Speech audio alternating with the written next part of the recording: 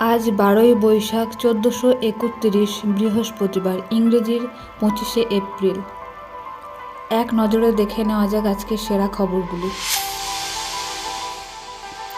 দুর্নীতির জেরে চাকরি বাতিল, রাজ্যের পর সুপ্রিম কোর্টে গেল এসএসসি। হাইকোর্টের নির্দেশকে চ্যালেঞ্জ জানিয়ে সুপ্রিম কোর্টে রাজ্য ও এসএসসি।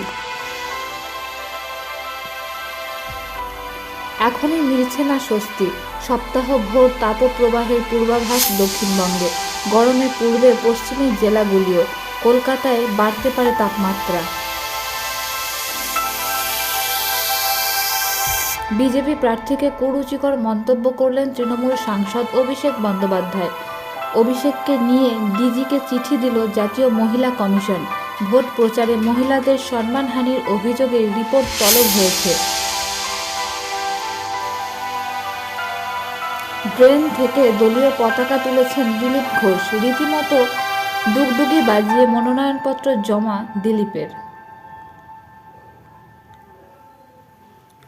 বিজেপি নেতার বাড়িতে পাত পেরে খেলেন তৃণমূলের জেলা সভাপতি ও বিধায়ক নরেন্দ্রনাথ চক্রবর্তী। পাশাপাশি উপহার দিলেন মমতার নামে লেখা শাড়ি।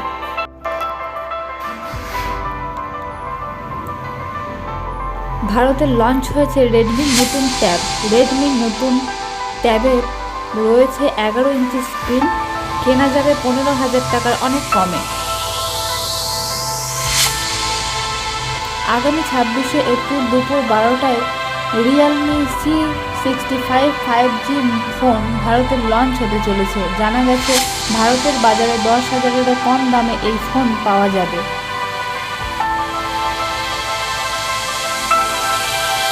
নিয়োগ দুর্নীতির প্রেক্ষিতে মুখ্যমন্ত্রীর পদত্যাগের দাবিতে পথে নামল বাম ও কংগ্রেস।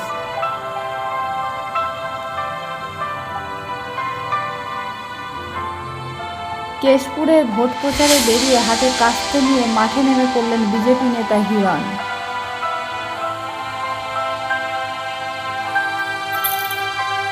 দুর্নীতির জন্য দায়ী মমতা বন্দ্যোপাধ্যায় ও ভাইপো বন্দ্যোপাধ্যায়। ফের মুখ্যমন্ত্রীকে আক্রমণ করে বসলেন Abhijit Gangopadhyay. Thank you for watching.